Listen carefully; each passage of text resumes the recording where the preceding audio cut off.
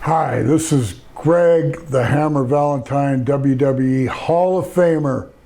You gotta stay tuned because I'm ready to do a great big interview about my entire career, which is 40 years plus. I'm still going today on Hannibal TV. So stay tuned.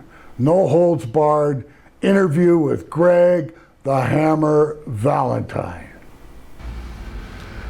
This is Hannibal from thehannibaltv.com, and I'm with WWE Hall of Famer Greg the Hammer Valentine here in his new hometown of Las Vegas, Nevada. How are you doing today, sir? I'm great. Thank you. Ooh, I'm a little hoarse here. That's just my deep voice. I'm fantastic. I love being out here too. Yeah, the weather is pretty nice. I guess you don't have to worry about the tropical storms that you'd have to worry about in Tampa. All I have to worry about is moisturizing.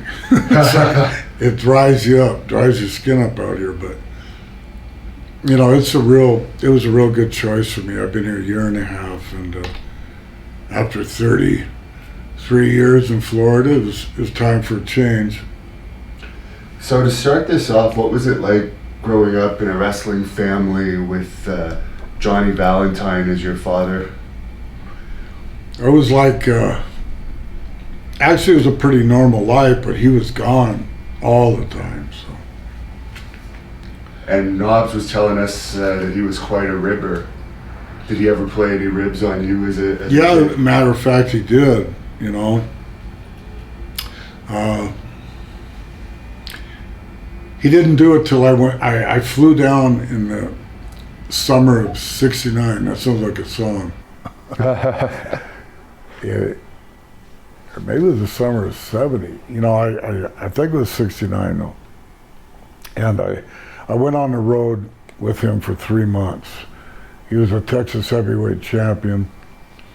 That curtailed as Dallas Monday, Fort Worth Tuesday, or maybe I got him. Maybe it was Fort Worth Monday, Dallas Tuesday, San Antonio or Austin on Wednesday. Thursday he went to Corpus Christi or a spot show. Friday was the big show in Houston with Paul Blanche. Saturday was either off or there was some kind of spot show. Sundays he had off. And that was a great experience. He lived in downtown Dallas in a place called the Manor House. You never even had to leave. It had his own grocery store. It was a high-end condo, and he was up on the 50th or whatever floor. It was a lot of fun. And everyone says he was one of the toughest wrestlers and one of the most believable wrestlers. Why was that, in your opinion? You watched it, if you could watch it. I mean, he didn't worry about the crowds saying boring or anything like that. He was intense. He had this intense look to his face, and he just projected it that way. And when he hooked up with somebody, it was like, ooh, you know, you could feel the arena rumble. I mean, it's just the way he did everything. Everything was thought out. Some people might say it was slow. Actually, the right word is methodical. And he did the whole match that way. And then when it was time for the baby face, most of the time he was a heel to make a comeback. Then the action would start, you know, and then he'd cut him back off. And he was so believable that, you know, I remember watching matches and I'd be down at ringside. I was just a 19-year-old kid or 18, and you know, just everything was just so solid. The matches before that, you know, I could tell there was a big difference. When did he actually smarten you up to the business? Because he doesn't seem like a guy that would have told you at a young age. Yeah, you know, he was very disappointed because a couple of guys, I can't even remember their names, underneath guys, and they showed me how to go up for a slam, and they showed me a couple other things, and I'm thinking, oh,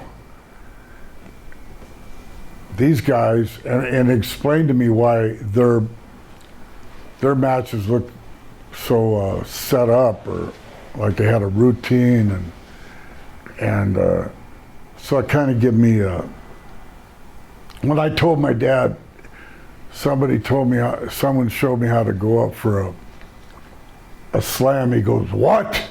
And he's driving a car. "They told you what?" And it was like he wanted to hit me, you know. He hit me a couple times, and you know. And I guess his favorites were the laxative ribs. He loved his, you know, his ribs always had something to do with poo-poo, or I could say shit, I guess. S-H-I-T. A lot of those ribs were done with that, and some of them were, you know, he was notorious, and everybody knows about these ribs, and he would make little deposits in guys' bags. Not necessarily he would hate them or anything, but it was just like the new guys that were coming around.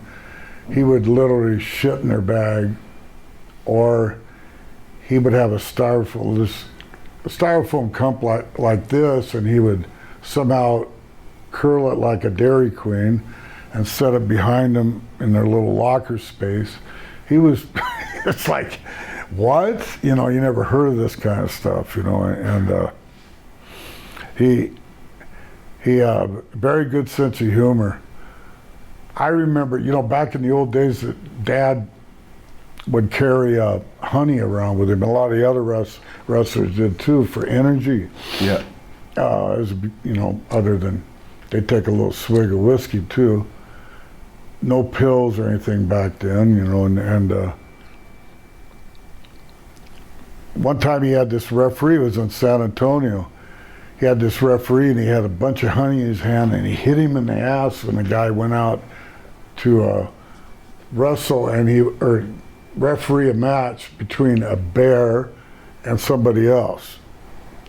But the bear had a muzzle on him, you know, so he hit him with the honey. He knows he's refereeing this match against a bear and a wrestler. They had those back then, you know, man versus bear, wrestling bear.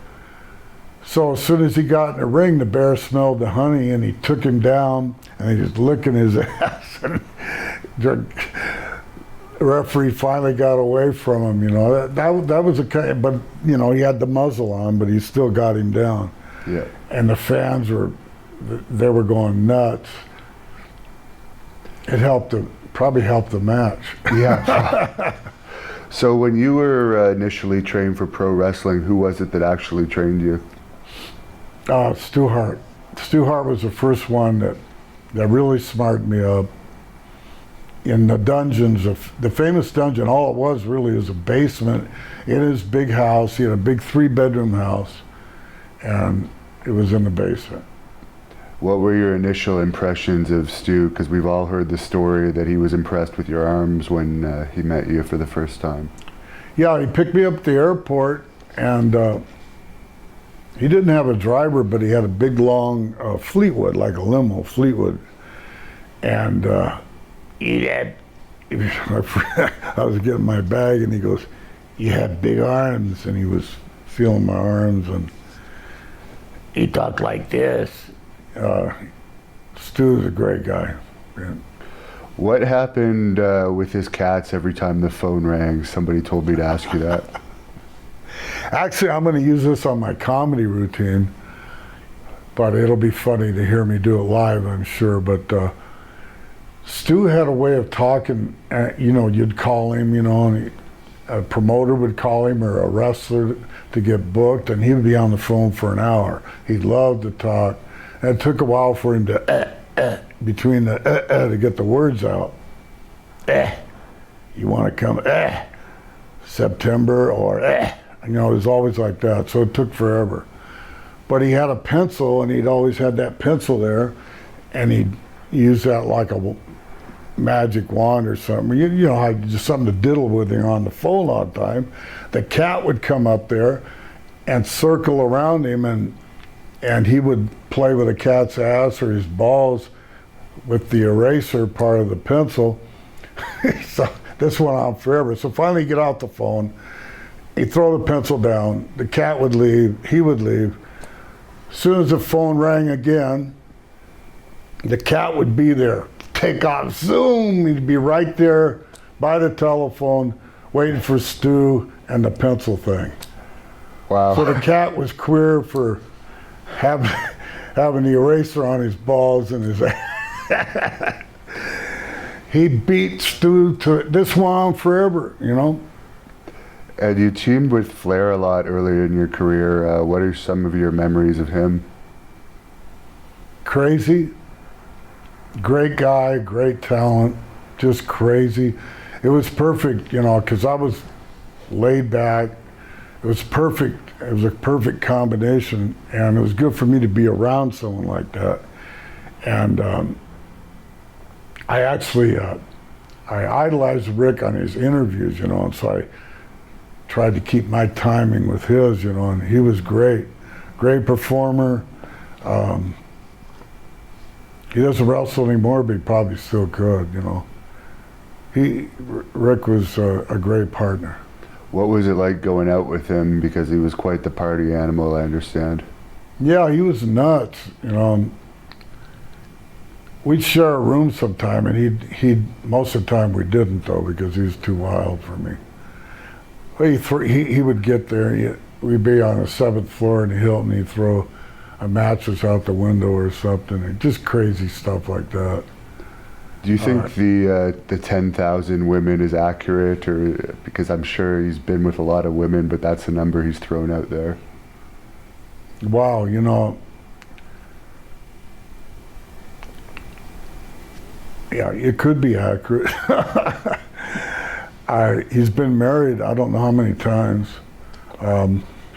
Enough that he still has to work. Yeah. He's just a phenomenal. He's nuts, you know. But he loves this business.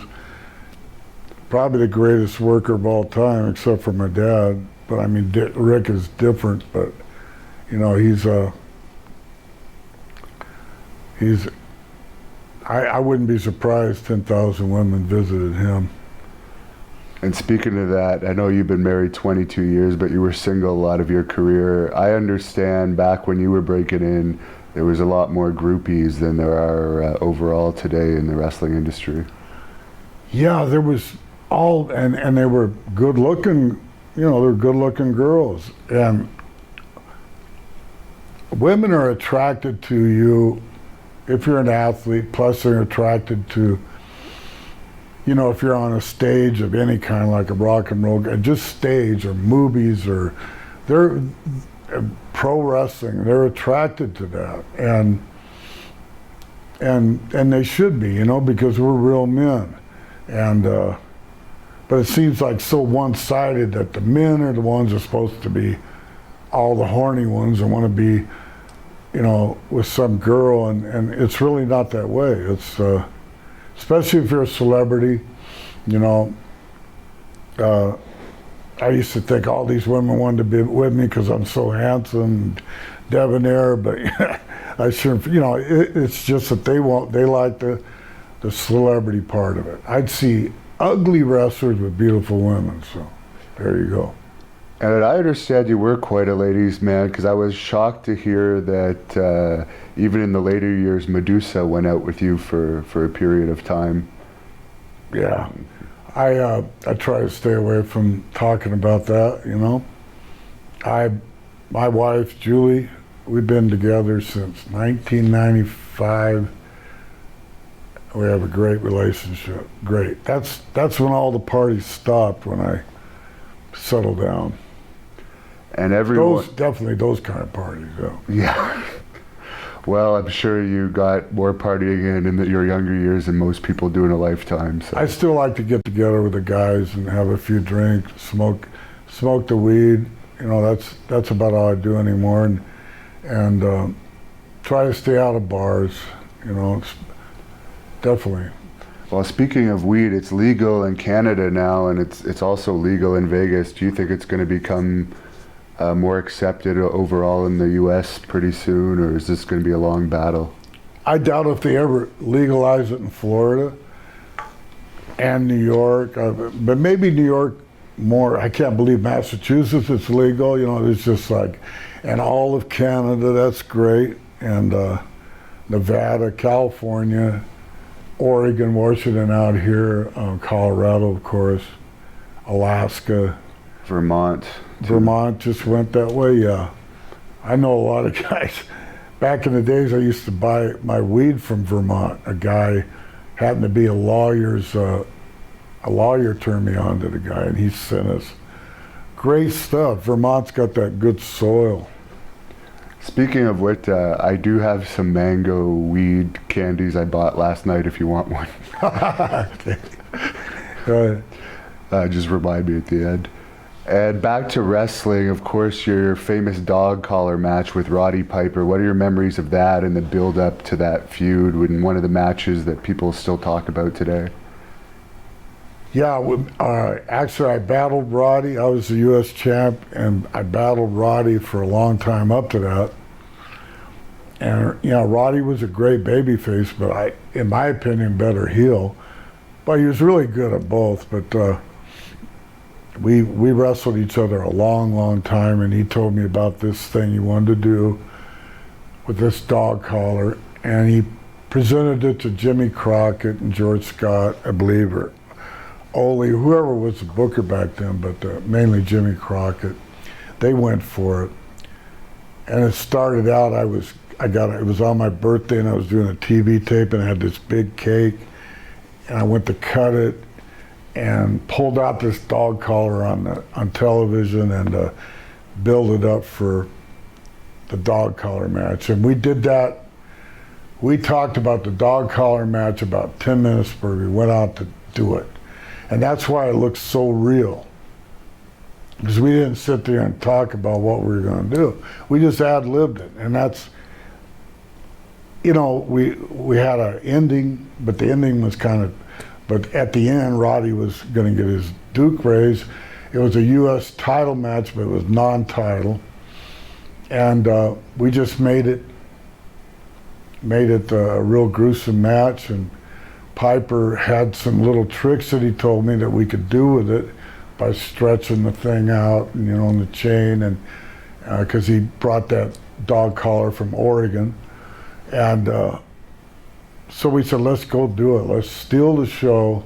Let's knock it out. This is for the people, because we got paid pretty good, but not nearly as much as we should have, you know. Should have been $100,000 or $1 million. Yeah, that was the very first Starrcade, wasn't it? Yeah, and it was actually the very first pay-per-view for wrestling, but it didn't go into the cable at your home. It was closed-circuited, like they did boxing back years ago. And you could go see it in a theater or bar or something. I think of sports bars had it, you know. And I know you were around Dick Slater a lot in those years. Do you have any stories about how tough he was? Because you always hear he was a guy you wouldn't want to mess with. He just had those big, he didn't even work out that much. He was just a raw-boned guy that knew how to punch.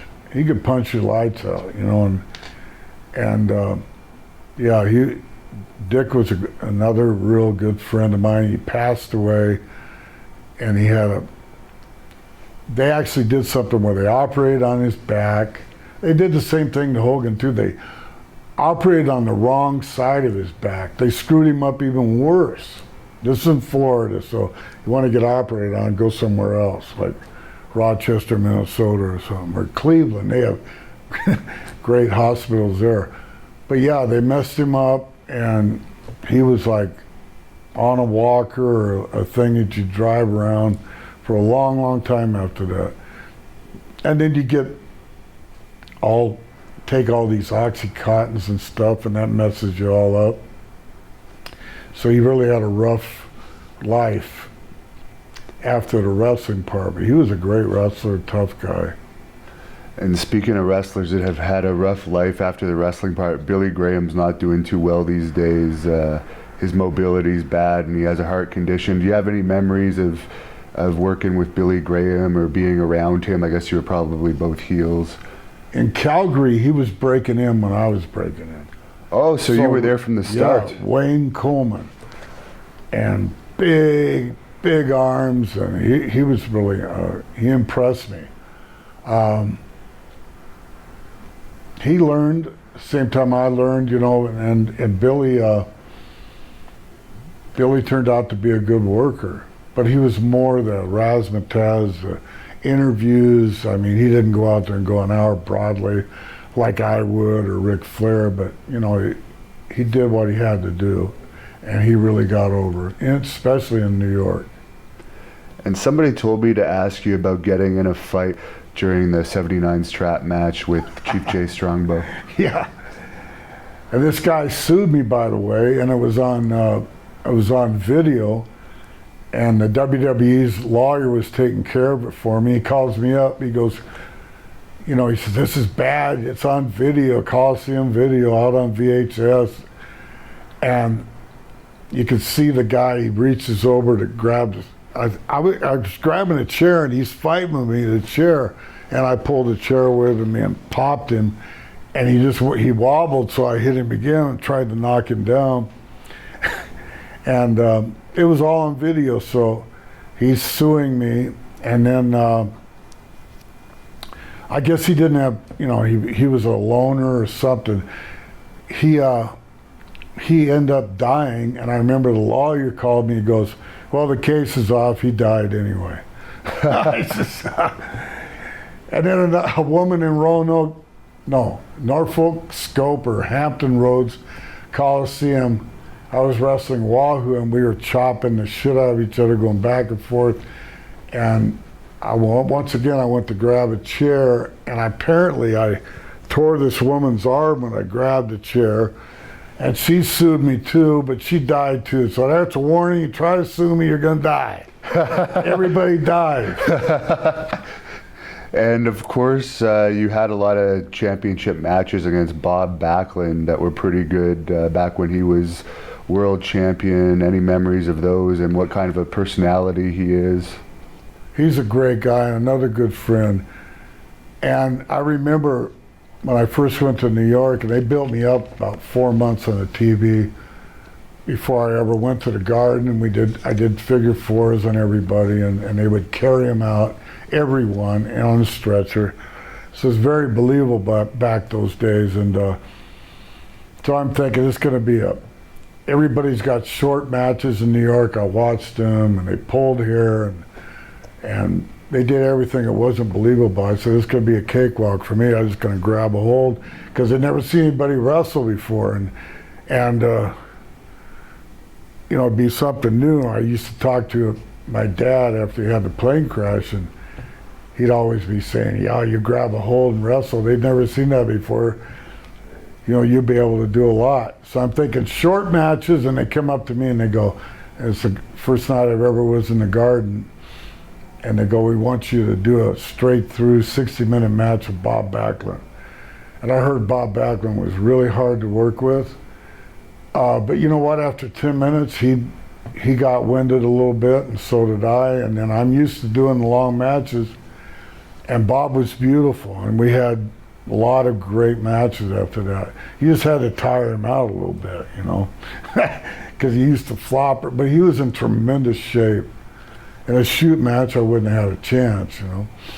Do you think he would have done well as a heel if they had turned him earlier during Hogan's run as champion? Because he seemed to do well in the 90s as a heel, but he was past his prime by that point. Yeah, he could come off like running for president or something, some crazy guy, or he could do the Wall Street gimmick with like Mike Rotundo did with the IRS. He could do something like that, change his whole gimmick, have him wrestle with a suit on or something, or suspenders, and that would have been great for him. And of course, you had that memorable feud with Tito Santana. Any memories of that? Just fabulous matches. Tito was perfect. The angle was perfect where I figure four'd him after I beat him, and he had to get an operation anyway, and it was just done so well and so believable.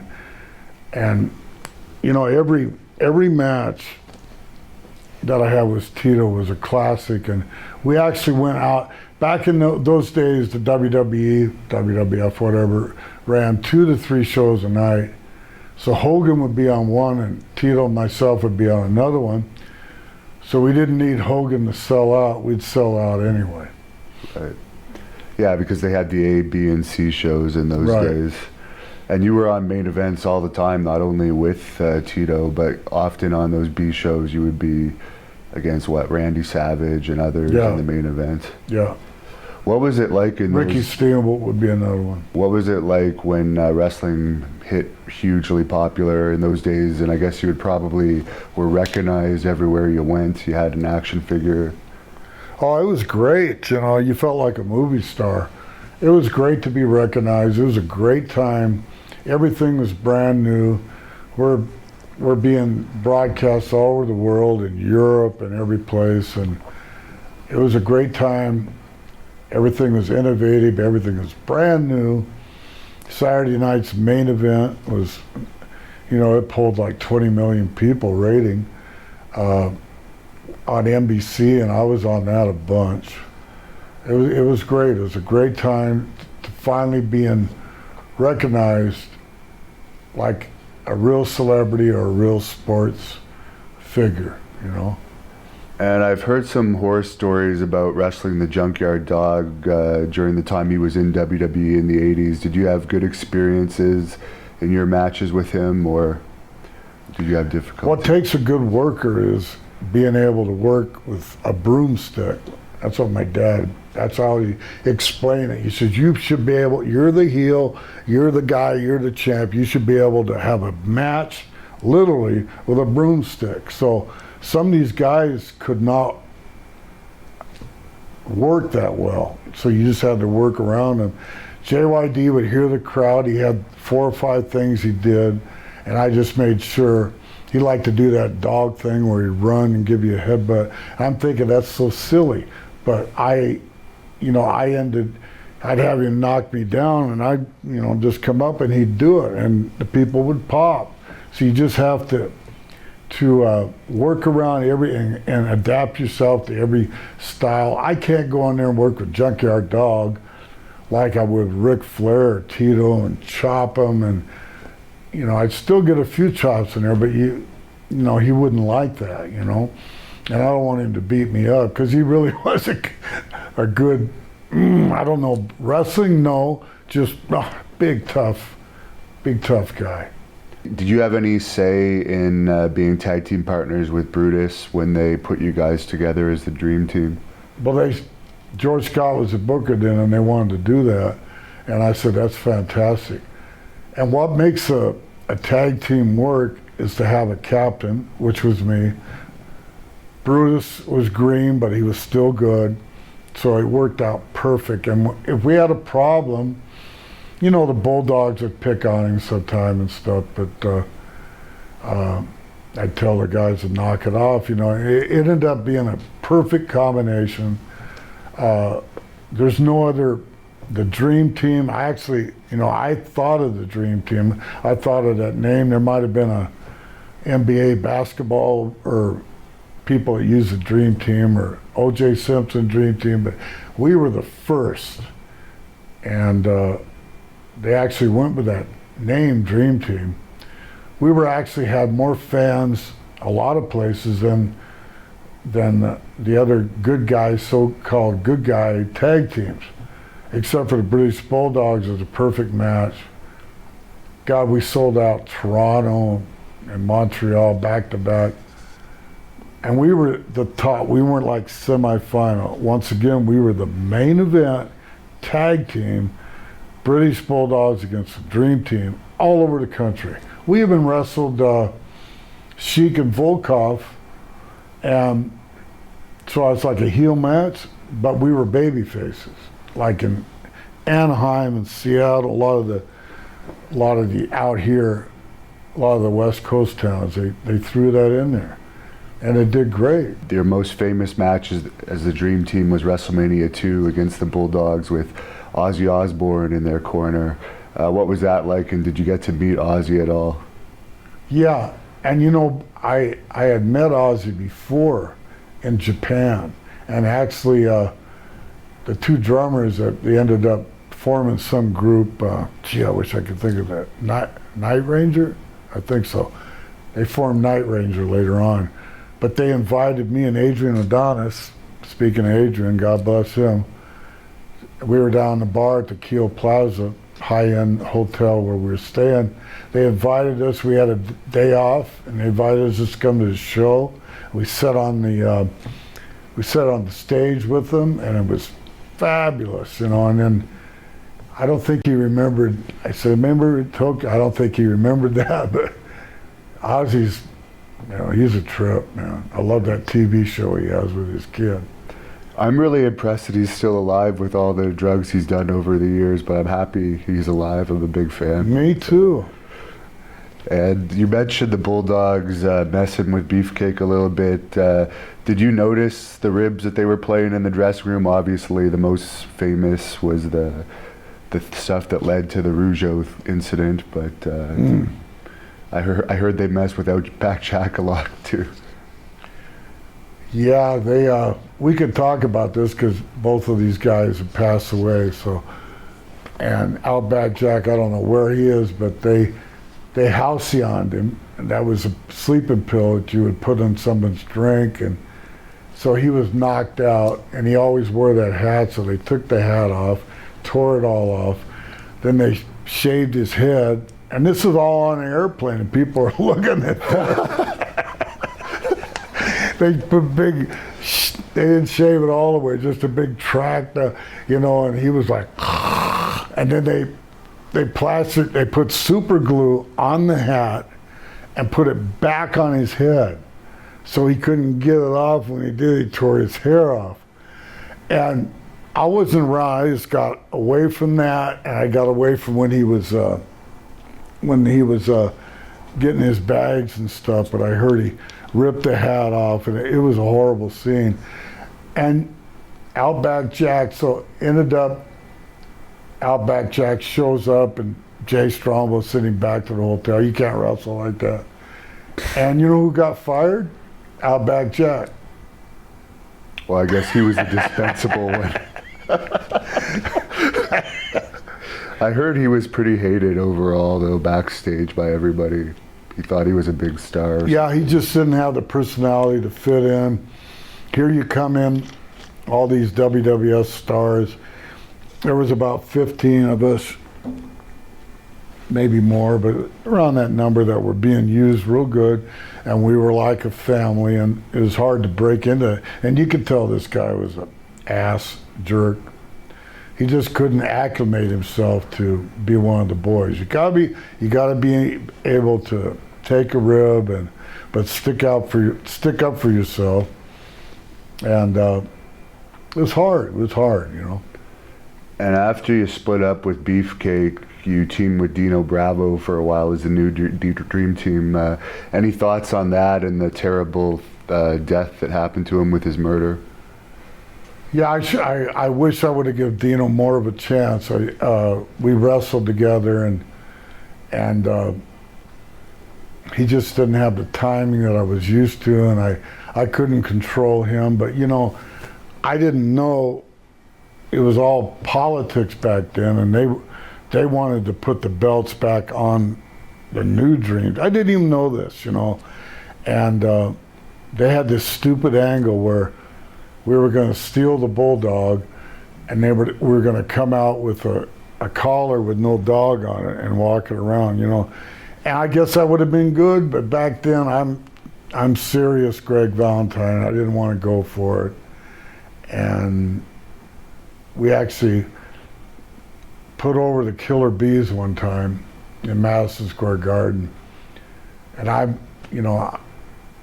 said, okay, you can take the fall on me. So I just had him, I was going for the figure four, and one of them jumped out the top rope. It was a good finish. I thought about myself, but at the same time, it really pissed me off, and so I quit. I got on the airplane the next day. I had like 14 bookings coming up. I got on the airplane the next day, and I just flew home. And the airplane was empty, and all of a sudden I see Hogan up in first class, so I'm trying to hide from him, you know. And I just wanted to be left alone. So I get home, and Vince calls me, and eventually I answered it. And I was on the phone for 4 or 5 hours with Vince. If I would have been smarter back then, I would have turned him down, but he talked, because I could have been one of the Four Horsemen. I had something else set up. Oh, really? Yeah. Could you tell us that? Well, I got a call from Jim Ross. I think J.J. Dillon was part of it too. They go, yeah, we're going to turn Barry Windham babyface, and you'll slide right in as one of the Four Horsemen. Had this all planned. Well, Vince heard about it through the grapevine. He heard I went to Dallas and had a meeting. I had a meeting with him actually before this incident in the garden where we put the killer bees over. And nothing to do, you know, I respect Brian Bear and Jim Brunzel, so had nothing to do with them. I didn't think it was good business. And I don't like doing jobs. So, you know, they talked me into coming back, and then he eventually got me. Vince finally got me, what else was it? You know, with the earthquake.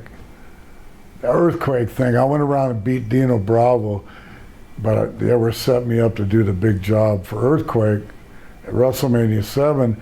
And I remember Jay Strongbow came up to me and he says, they don't want this match to go over 5 minutes. And that pissed me off. I said, I ain't doing it. That's bullshit. 5 minutes with that big fat piece of shit. And I'm sorry, that's the way I felt about Earthquake. I'm gonna let that big blob beat me in 5 minutes. And I have respect for myself, let alone, you know, I guess, you know, I hate anytime I see that, and I look like a midget compared to him, but it shouldn't, it was a mismatch, shouldn't have been done that way. You know, nothing against Vince, I like Vince now, but it really put me in a predicament. I didn't appreciate it. And you would have been a huge star, like even bigger star than you ended up being if you had joined the Four Horsemen. Oh yes, it would perfect. Yeah. And Vince heard this. Somehow he heard. I mean, it's like the White House. There's the leakers, all these leakers that said, I went to Dallas and met with all of them before. You were friends with them in real life too, so you would have fit in. It would have been perfect.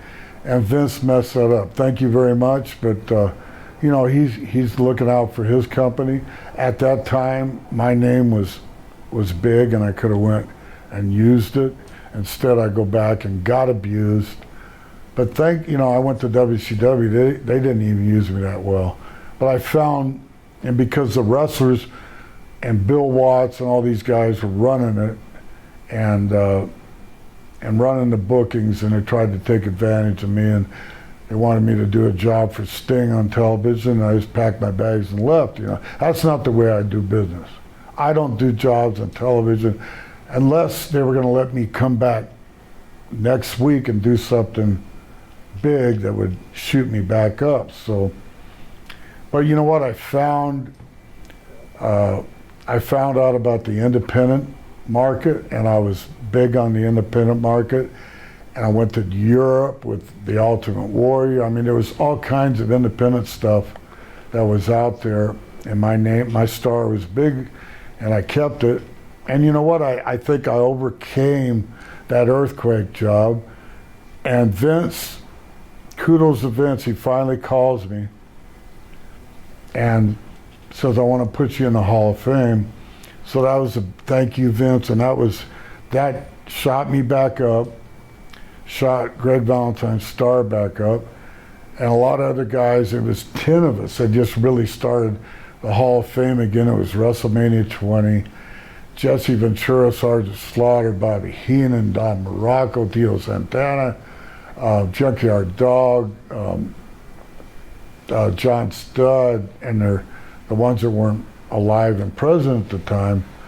They had Junkyard Dog had his daughter there, and then John Studd had his son there to take the awards. So it was a great boom for me. I'm not blowing my own horn, but this is everybody knows that they announced this on the stage in the garden, all 10 of us standing there. And when they mentioned my name, I got the loudest pop because New York was my town. New York, I had a lot of long friggin' matches with Backlund and Tito and Ronnie Garb, Hulk Hogan, a lot of history. New York was my town. I still go back to New York a lot. People still want to come and see me and get my autograph. New York was my town, still is. And you mentioned Adrian. Toronto was too. Yeah, you were really popular all over Ontario, actually. But you mentioned Adrian Adonis earlier. Were you there for that infamous fight he had with Spivey? No. I was sick. I was at home very few times. I called in sick. And I missed that. It was I think it was in Green Bay. It was in Michigan. I think Flint, Michigan. Okay. Yeah, so it wasn't a TV thing. No, it wasn't. Yeah, I heard about it. Oh my God. They tried to take, I guess, I don't know how it really started. It started in the ring, and Spivey got mad, and Adrian disrespected Spivey and said called him a jabroni or something, don't mess up. And then so when they I guess he nailed him a couple times in the ring, Spivey did. I don't know how the match turned out, but it got screwed up. So so Spivey went to Adrian and said, "What the hell are you doing?" And then, or Adrian, could have been vice versa, but Adrian, long story short, shot for his legs, and Spivey was there and just beat the living hell out of him. 2 days later, I showed up the Rosemont in Chicago, and I walked in, and here's Adrian. It looked like a friggin' alien movie. His head was this big around, and he showed up to wrestle Hogan, and they wouldn't let him. I mean, it was like, I'd never seen anybody beat up so bad in my life, and I've seen a lot of that. This is unbelievable. I mean, just, oh my God. He survived it. Oh. Did you get along with Adrian behind the scenes? I did, until they turned him to this gay Adrian Adonis, and then a couple times I went up to talk to him, and I don't know, he said something real condescending to me, like, "Oh, now you want to talk to me all of a sudden." I go, "You know what? I don't ever talk to you again." You know what? Don't talk to me like that. He's all of a sudden, "You want to talk to me now." I don't remember. I was just going to say hi to him, because we haven't really talked since it's this whole thing. I mean, blew his ego apart, or shot his ego way up there, where he just wasn't friendly to any of the guys. So don't talk to me like that. I knew Adrian back in Buffalo before he ever got into business. So I heard that Pat Patterson in particular was a big supporter of yours. Did you guys know each other before the WWE days, or was he just a big fan of your style once he saw you in WWE? Yeah, we just had a good relationship, and he lived in Florida. We went over, and my wife and I would visit him. We just had a good relationship all the years. I respected him, the way he worked. He was like Ray Stevens was his partner, and I got to be Ray Stevens' partner as the World Tag Team Champions in NWA. They were just exactly alike. So I have a lot of respect. I love Pat Patterson. What was that saying that Ray Stevens would say when he was drinking? Do you remember?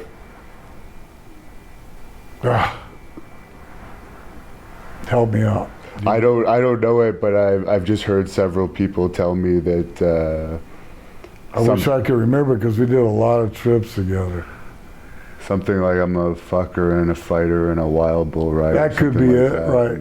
Because he rode bulls, and he was a rodeo guy too. The guy was a tremendous athlete, and you you know, he didn't work out in the gym all day. He just had all the tools. He's the first guy that showed me how to take like an arm drag type thing and just keep rolling with it so you roll right back up on your feet. Because I'd watch him do all these bumps, hip tosses, but he would just roll, instead of taking a bump and just laying there, he'd roll right back up on his feet again and take another one, roll, and then finally he'd lay down and sell it, you know.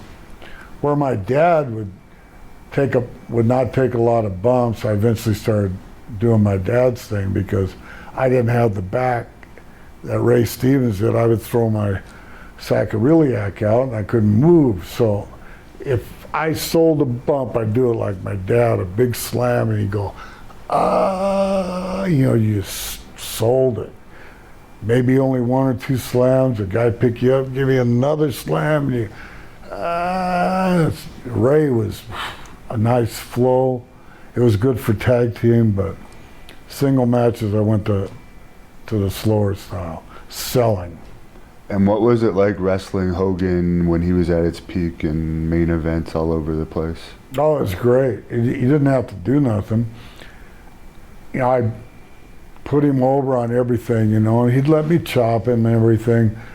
But when I'd eventually get him down, he would sell. And he didn't have to do anything. He'd just go like this, and people, you just get him down, hold him down, boom, boom, boom, hold him down some more, and it was like picking grapes. It was just so, you had the people in the palm of your hand with him because he was over so much, and they fed him heels.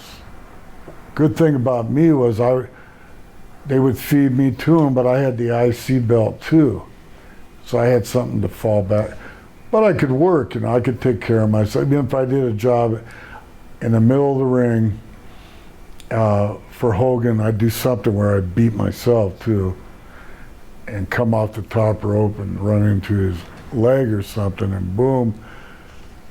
They didn't even have this program, but he would tell the referee, tell Greg to jump me and put the figure 4 on me.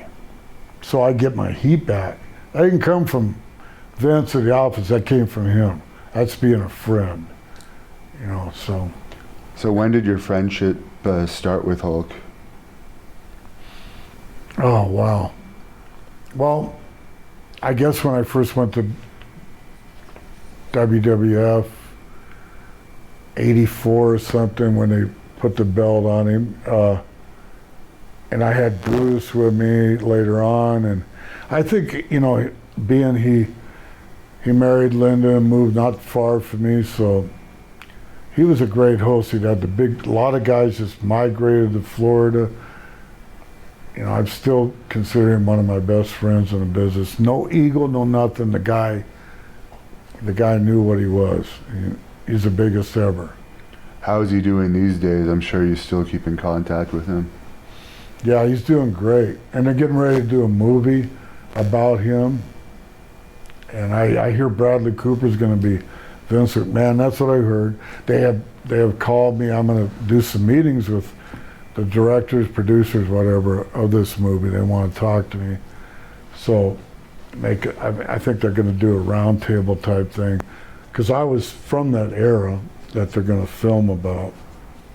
So there's a lot of movies that are coming. The WWE is going to do a movie about Roddy Piper, so they contacted me about that too. So. And you worked with Randy Savage a lot. What were those matches like, and what was he like behind the scenes? In the earlier years, Randy was great, and I didn't see much of him. I mean, we were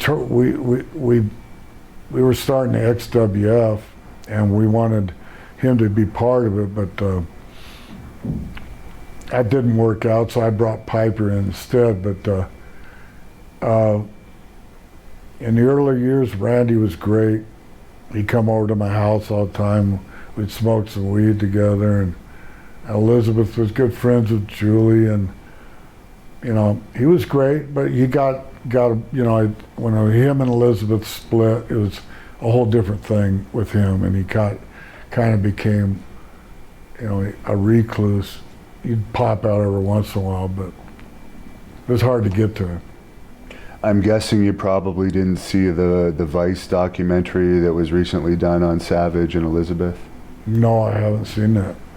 They also did one on Brody. Did you ever have much contact with Brody over there? I met him one time in Chicago after the matches at a bar. And, well, I went to Puerto Rico after the thing happened where he was murdered. And, you know, it's just, our paths never really crossed one time. That's it. And one of the shows that you wrestled Randy on was WrestleMania 4. And that was one of the Donald Trump WrestleManias. Did you ever meet Donald Trump at those WrestleManias? Yeah. Glad. Thanks for bringing that up. I sure did. I stayed away from him, you know. I'm thinking, he's a billionaire. He don't want to talk to me. But he calls me over backstage. I think this was either 4 or 5. I can't remember which one. He calls me, he motions to me, and he goes, "Hey, I just want to tell you, you're one of the best wrestlers I've ever seen. I really enjoy watching you." And I shook his hand. I said, "Thank you very much." And then he met Julie and everything backstage too, and then he's very nice to her. So you have a beautiful wife. And so after that, I became a Trump fan. Yeah. Before that, I was jealous because he's a billionaire, you know. But I'm a Trump fan. I guess you voted for him then. Yeah, I mean, absolutely. I voted 3 times for him. And you had a feud with Ronnie Garvin around the late 80s, early 90s. How was it to work with him? There's another guy I love, like Tito. And there's another guy I could hit and then get hit harder back, but he didn't, you know, that style that we had and that angle that he had that we did. Some people call it a mid-card match, but we ended up becoming the main event in a lot of places. And Ronnie's, you know, that style, those matches, it all culminated to one of the Royal Rumbles or something where we had the I Quit match, and that ended up, you know, I get a lot of compliments, just like I do for the dog collar match. That, you know, the Ronnie Garvin, the I Quit match with the shin guards and everything, and a lot of people love that match, so that's another iconic match. Ronnie Garvin's a great guy. When they told you about the Rhythm and Blues tag team shortly after that, were you for that tag team at the time? Yeah, I was for it when I had my blonde hair. Finally, you know, I just, for a year or so, they wanted to do the black hair thing to shock the people, and Jimmy Hart finally talked me into doing it. But you know what, I look back at it now and I think, you know, at the time I've watched the business change, and I'm watching it got really gimmicky, and I'm trying to hold out as a hard-nosed wrestler and trying to make everything believable. And I still wanted to do that, but I said, you know what? This is a departure for me. I'll go out and be a showman. You want me to be a showman? I'll be it. So I end up putting a lot into rhythm blues. And I actually I look back at it and I laugh and I join and enjoy it.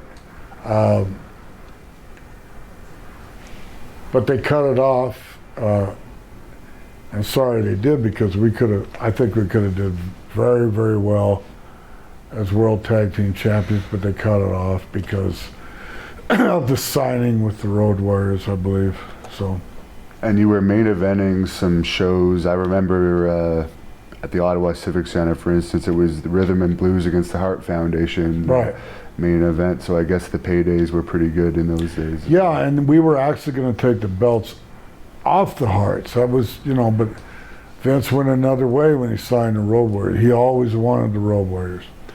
And so he laid us off, but we still got paid. He didn't fire me. I went to Japan, and I just started being I go to Japan once a month, and they eventually brought me back to work against Dino Bravo and set me up for WrestleMania 7. But yeah, it's no big deal. Business is business. Is it true that it was Jesse Ventura's idea to dye your hair black? Yeah. Yeah. Well, he told. I don't think that they were announcing, but I don't think he said that over the mic. It was, wouldn't it be great to see Valentine come out with black hair, and the people would be shocked. And you know what? It was a shock. And I guess it was a good idea to do that eventually. And, you know, so I went for it. Jimmy Hart actually talked me into it. So I went for it. Were you friends with Jesse behind the scenes?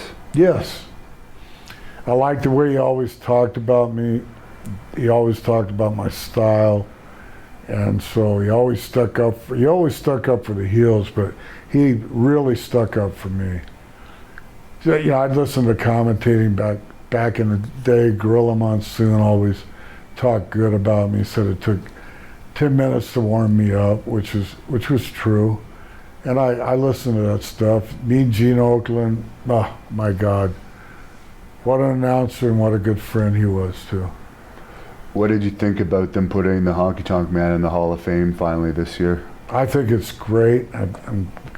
I think they, you know what though? I'm thinking, when are they going to do it? You know, it's good that they did it in New York or Brooklyn or whatever. I think it was perfect, and for Beefcake, I think it was long overdue. You know, both those guys, my partners, and I thought it was great. I didn't get to see all the induction, but I saw parts of it. Do you have any funny stories about Honky Tonk Man that the fans might want to hear? You were around him a lot. I don't know. You know, when we were together, we never went to the bars. We hung out at the Room together. I can't really think of any funny stories. I know that he was instrumental for himself, he was going to be instrumental in making sure he kept that IC belt longer than anybody. He manipulated and moved, and I respected Honky for doing that. They wanted to take the belt off of him, and he said, "No, I'm not doing it." You know, and I respect that, because usually I said, okay, I'd let that promoter have his wish most of the time.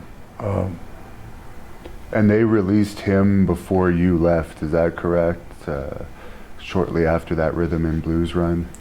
Yeah, because they put him in the booth with Vince, and something happened there that Honky didn't like it anymore, so he left.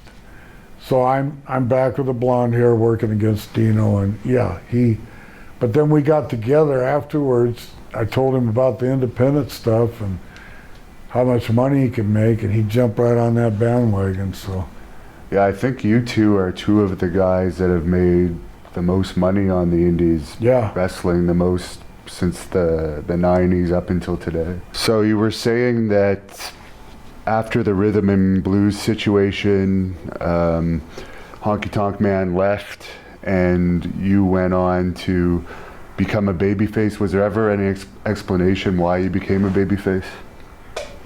I remember I flew in from Puerto Rico to do the show, and that was the last time I ever saw Dino Bravo, by the way. And I'm wrestling Saba Simba, which is Tony Atlas, Saba Simba. And it was a very grueling match because he was trying to get his gimmick together. We potatoed each other, oh my God. In fact, Vince even came up to me after the match and said, "You guys okay?" And yeah, I'm fine, you know. So threw potatoes, Tony's a real tough guy, by the way, too. So, but we ended up where Jimmy threw me the guitar, and I went to hit Tony. Instead, I hit Jimmy Hart on the head. And so the people popped big time in the Garden. And I just was, you know, so I guess it was a face turn. I never actually got hold of Jimmy. He just ran, but they actually cheered for me, and they've been watching me being this mean, nasty guy from 1979. I believe this was 93 or 4, 92, yeah. So I could have been a strong face turn. But I ended up leaving not long after that. So was that on a house show, or was that on like did they actually show that turn on TV? Because I don't. Yeah, it was at Madison Square Garden. Okay, I see. So it was on the USA cable, or I mean, it got a lot of, and the live. They used to do a live feed to Madison Square Garden Network, MSG Network. I see. So I guess you just didn't like how you were being used. They never really gave you a push as a face. Right. You were just kind of a generic wrestler at that point. Right. And that's why you decided to go to WCW. Who did you talk to about jumping? Well, they already had that big offer for me with some really good money to be the Four Horsemen, but like I said, I backed out of that. So they still wanted me.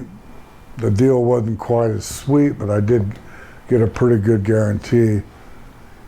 And I went down there and was Terry Taylor's partner, and they made us a tag team champion. So I was in a tag team thing again. It never, I'd rather be singles, but tag team, as long as you got a decent partner, you can. I'm a good tag team guy too.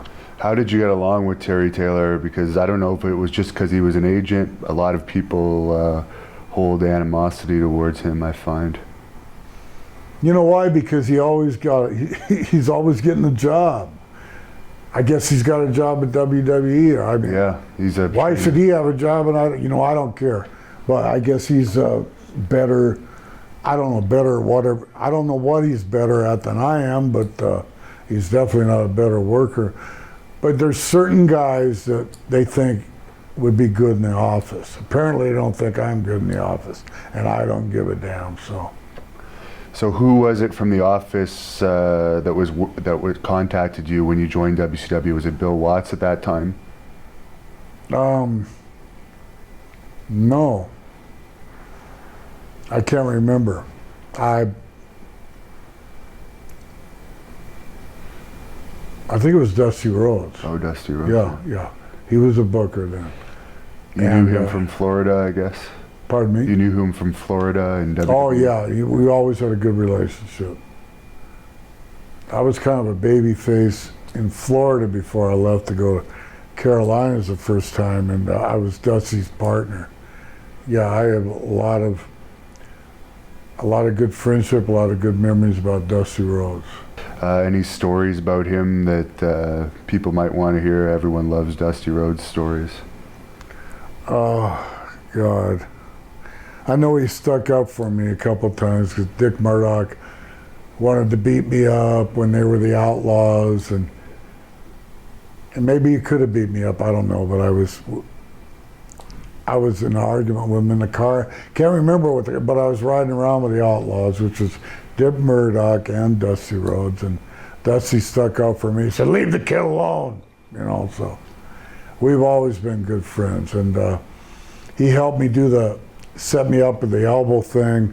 We filmed me breaking boards in the ring down at the Sportatorium in Florida to send out before I actually went to the Carolinas and got my big break there. So, what was the heat with Murdoch all about? He was just picking on you? Yeah, that's all. I end up he just had that personality, Yeah. He called me a pot smoker, and I said, "Well, you're a friggin' drunk," and He also took speed, right? Huh? He also took speed, from what I understand, didn't he? Dick? Yeah. That could be very true. I know he definitely drank.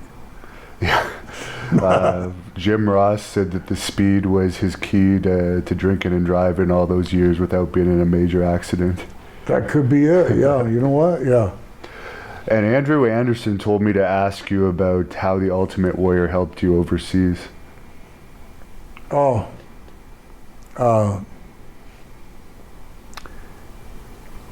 Well, actually, I'd never been a part of this, holding a promoter up for more money, and he wanted to do it in Vienna, Austria, and the place is sold out. I was working against Jake. I think Hercules was working with the Warrior. He says, I want more money. He goes, would you refuse to go on till you got more money? And I've never actually ever done a thing like this, but I said, you know what, I want more money. So we held them up, but the people weren't rioting yet because the preliminary matches were going on. And I think we held them up on time as far as going out, maybe 30 minutes longer than it should have been. And then I went out and worked with Jake, and then Warrior worked with Hurt, but we held them out.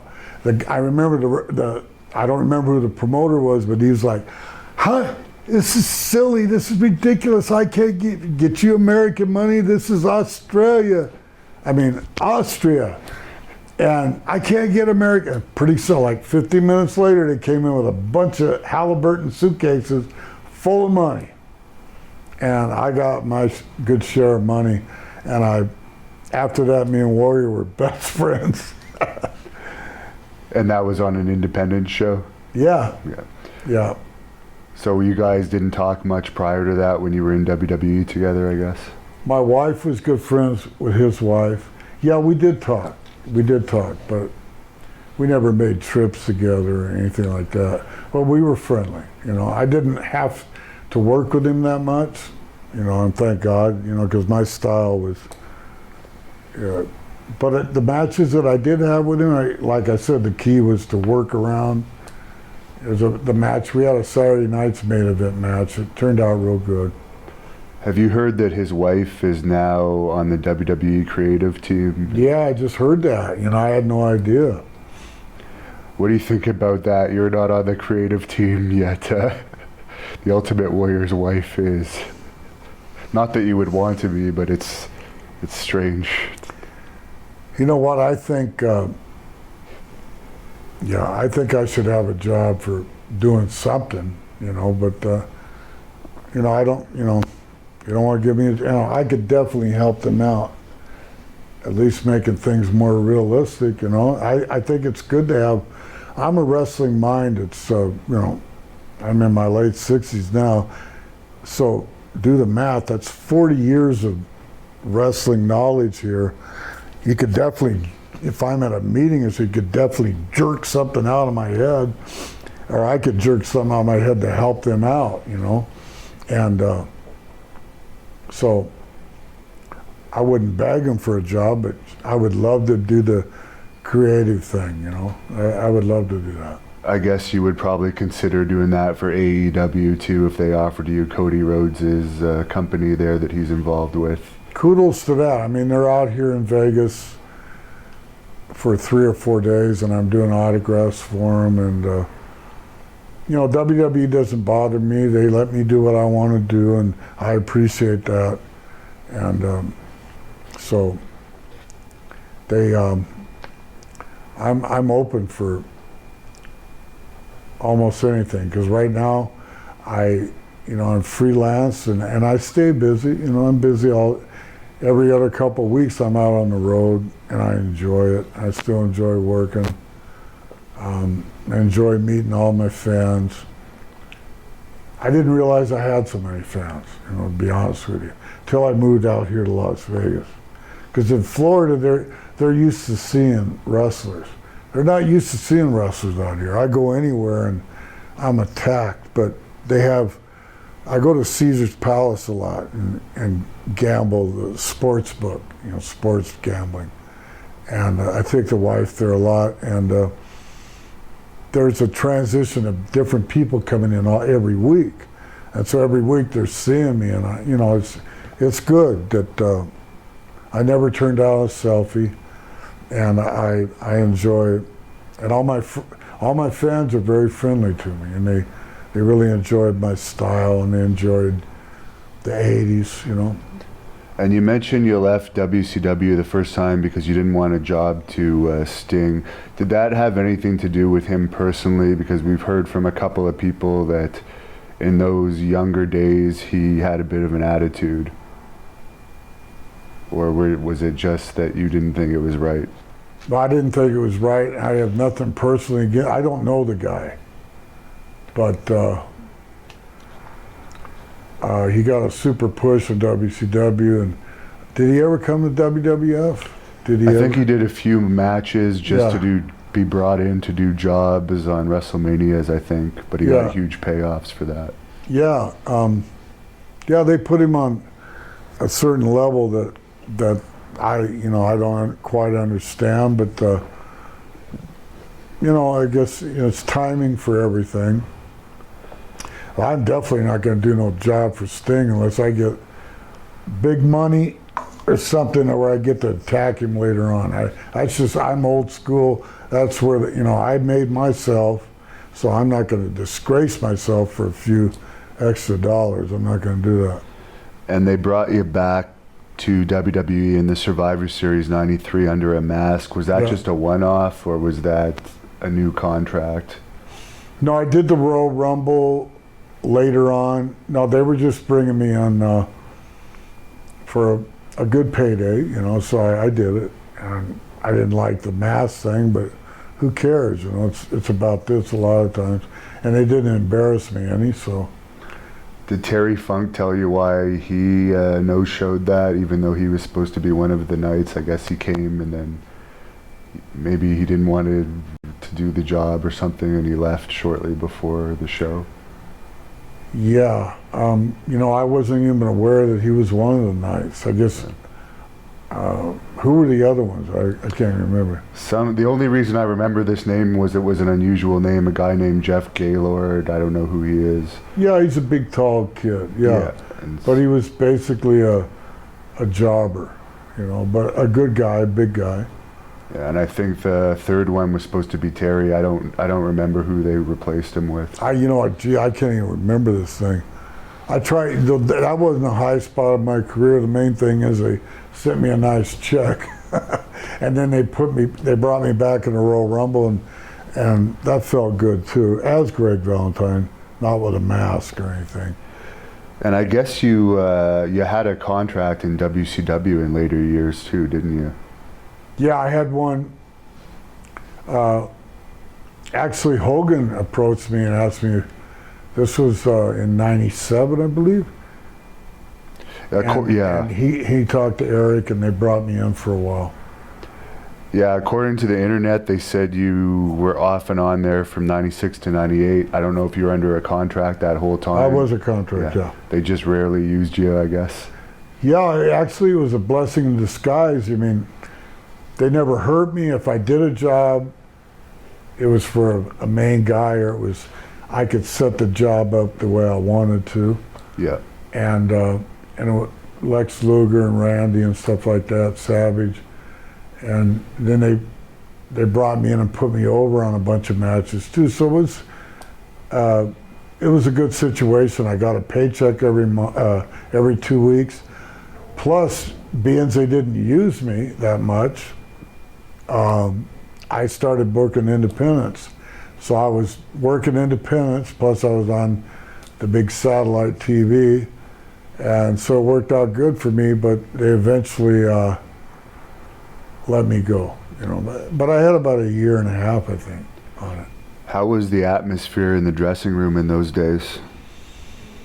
There wasn't much of, and everybody was kind of like they're on a contract, and I got along with everybody, but it was a little different. But I wasn't really on the road with them.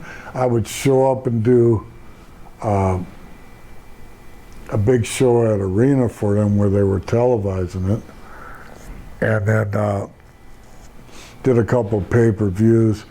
But usually I was at where they would do the WCW Saturday Night, which they would tape at Universal Studios. So I was kind of like the only time I would really see the other guys. So I wasn't actually on the road. So it was a good contract. I could do my own thing.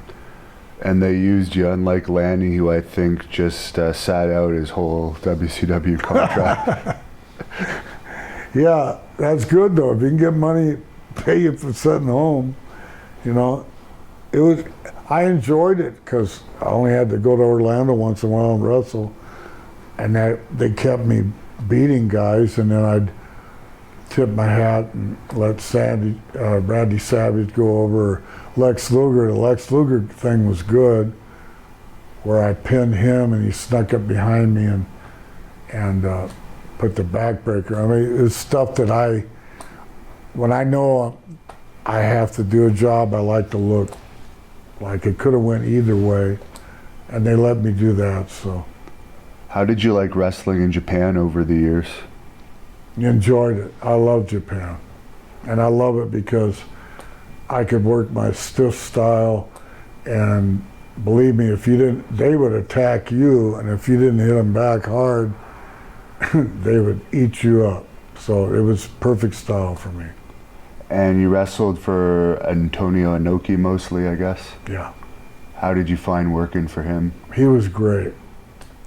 A gentleman and a scholar, Inoki, and Fujinami, his protege, I worked with him a lot, and Sakaguchi, stiff, big giant guy, but had a great time in Japan. You had to work really hard, and I did 6 weeks a couple times, and I told them I couldn't really do 6 weeks anymore, and so they cut it down to 2 and 3 weeks. Then later on, I just went over for a week, you know. So, but I like Japan. I love Japan. Any favorite matches from your time over there? The one with the Noki and especially some matches I have with Fujinami. He kind of had like a Ricky he had the American style down, so he was like working with a Ricky Steamboat, who was great. And so memorable matches with Inoki and Fujinami, both. And I guess you had some experiences training with the Sheik earlier in your career? The original Sheik? I stayed at his house for a couple months and went out on the road. He had a big ring in the back by his swimming pool, but I never actually got into the ring. I never really trained. What's a Sheik going to show me other than hook up and pull a pencil and stick it in my throat? So I was already, I was pretty much past the green. I was still a greenhorn, but I had I had suffered the preliminaries with Stu Hart, so I knew what basically to do in the ring. And I worked with guys like Bobo Brazil and Haystacks Calhoun and Flying Fred Curry, who I had great matches with. And that's where I hooked up with Don Fargo and met Don Fargo. And then, as far as, Detroit was great, Sheik was great. He gave me this horrible name called Babyface Nelson, and I couldn't wait to get rid of that. But I wasn't ready to use my dad's name, so then I became Johnny Fargo. We went to Buffalo. It was great being Don Fargo's partner, too. He really taught me a lot. And you wrestled for the Insane Clown Posse in later years at their Gathering of the Juggalos events. Any memories of those crazy events? Yeah, they were crazy events. I remember going, when they had the gathering out in Illinois, I believe it was Cave Rock, Illinois. And me and Tito had a cage match, and they wanted me to go over Tito this time. And but we did not go into the ring till 4 o'clock in the morning. This is crazy. And but it worked out good. We went like 6-7 minutes, and boom, boom, boom, I was out of there. Went to the airport, took a shower, flew home. But the clowns are great guys. Later on, I did a thing with them, the clown theater thing. And that happened. That was going on for 2 years. I was their bodyguard, and I enjoyed all that. They're super guys. What was the biggest differences between working for NWA and WWF?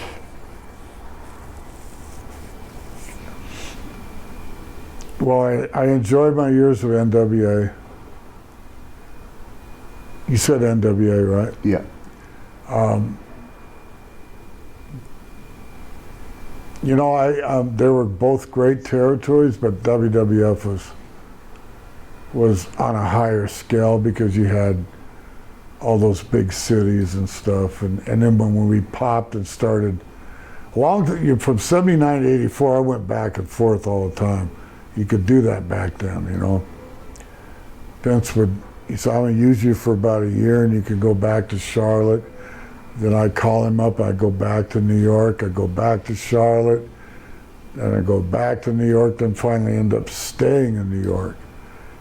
So that was the best territory for money.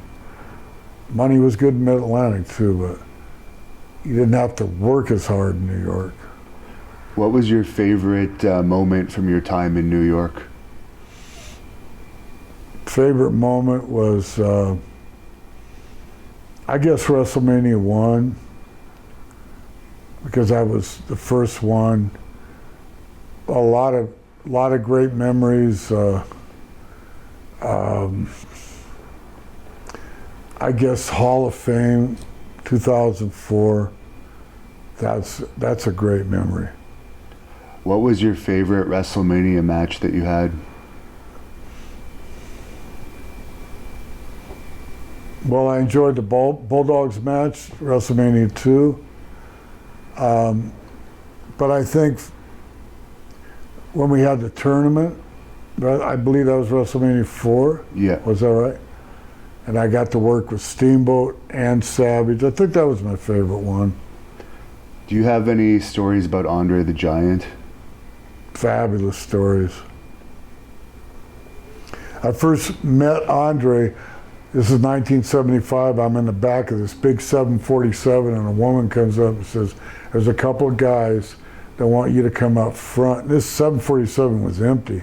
I'm in the back, and first time ever going to Japan, and I went up to first class, went up the spiral staircase, and up there was Arnold Skolin and Andre the Giant, and I sat down with them, and they wanted to meet me. They heard I was on the plane, and of course they knew Johnny Valentine, and so I had a great time with those guys.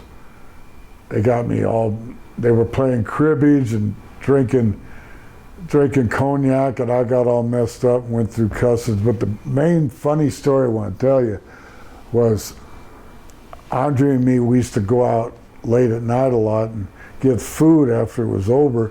The only thing that was, after the matches and everything were over, the only thing that was open in Tokyo, really it was easy, accessible to get to, was the Korean barbecue. So we would go there and drink the sake and cook our own food, and it was great food. So we were calling a cab, we need to get back, and all these cabs would not stop because here's Andre, oh no, you can't get in there. So they kept running off, so I says, Andre, why don't you hide over by there and I'll flag a cab down, and then you can come out, we can get in and get out of there. And so he came around, this one guy, and he came around, and the guy goes, no, no, no, no. He sees Andre, he says, no, no, no, you can't get in my car. And he gets in and starts to drive off, and Andre goes over and grabs the bumpers of cars and lifts him up, and the wheels are spinning like this, and the cab driver gets out, takes off running, and me and Andre just stand there laughing and laughing. Finally, they got us one of the big taxis so we could get back to the. I remember Andre on the bullet train. He was way in the back and he's up against the wall, and I'm way in the front, and a whole row of Japanese people in between. No wrestlers, they were in the other car or something. He'd raise up in the back and he'd go boom, big old giant fart, literally a giant fart. And the Japanese people all turned around and looked in unison at the same time. I go, hey! Then he'd do another one, boom. Those are some funny stories. And do you have any stories on Kurt Hennig? Wow. That's really sad that he passed away. I remember, Kurt was just coming in like 82, and I'd work against him a lot, and he was a good worker then, and he'd do the favor and put me over.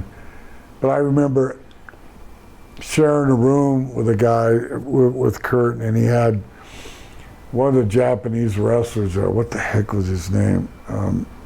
God. He was Pak Song. Yeah, that was Possibly. it. They would stay up all night playing cards. and he would stay up all night playing cards, and then he'd sleep in the car and sleep in the dressing room. The guy, Kurt was a great guy. Do you have a favorite Don Fargo story? Let's see which one I can figure out of the archives. So Sam Mushnick and Pat O'Connor, Harley Race, they were in the office in St. Louis, and they brought Donnie Fargo and myself in for a show. We came in as the Fargo brothers, and at the Kiel Auditorium, St. Louis was big for wrestling. It still is, but that was the home of the NWA, so to speak. And so they invited us over to where they were eating at some bar, was a restaurant / bar. So Fargo goes, okay, you go in there first. He took off all of his clothes, and he just left his Beatle boots on. He was naked as Jaybird. He says, you go in first and stand at the bar, and I'll come in and order a case of beer to go with all the office people and all these fans or whatever, or just people that happened to be at the restaurant. So Fargo comes in through the door, stark-ass naked with Beatle boots on, walks up and orders a case of beer to go, and he's standing there smiling with a cigar in his mouth, and everybody's laughing, and he takes a case of beer, and we left. Oh, God. Who is the toughest guy, in your opinion, of all the territories you wrestled in? The toughest wrestler? We already talked about Dick Slater would have been up there, but anyone else? A lot of tough guys, but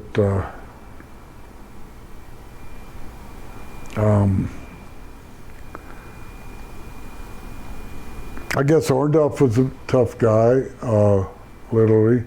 I'm trying to think of this. A lot of people put Haku up there. Oh yes, thank you for that. Oh yes, definitely. He chopped me one time. I thought my heart was going to stop. But yeah, I could be in a bar right next to Haku or down. In fact, this happened one place in New Jersey. They wouldn't come in and mess with me. They'd mess with the toughest guy there, Haku. I remember him just taking a guy down and pulling his eyeball out. He was a legitimate, tough guy, probably the toughest of all. Were you there that night that the Rockers had their bar incident with Jimmy Jack Funk, before they were fired the first time? No, I remember hearing about that. I'm not trying. I know Jimmy Jack Funk got into it with Haku, and he took him down and was going to take his eyeball out. That was in Dayton, Ohio, at a Holiday Inn. I don't know if that was the same incident or not. Yeah, no, I think that was a separate incident, but yeah. And there's a lot of fans on here asking you, what's your tips on having such great hair? Thank you. I have a wife that takes care of my hair, and a lot of conditioning, and hereditary too, I guess. So Johnny Valentine, my dad, never lost his hair right up to the end. So, Do you have any old school advice for young wrestlers out there? yeah, get a job. No, make sure you have that job or that diploma in your back pocket. It's not as easy now. I don't think it's as easy unless you get in and get lucky and get a good contract. I don't think it's as easy. Well, it wasn't easy back in my day either, but just be careful. Don't think you're just gonna crack through the glass and be a star. It's very hard. There's a lot of competition now. Who was your favorite opponent over the years? Well, Tito Santana, Ronnie Garvin, Ric Flair. I put Tito first there. Hulk Hogan. I actually wrestled Brutus some, but all those guys were great opponents. There's a fan on here asking if you could tell us something about Hogan that not many people would know. Well,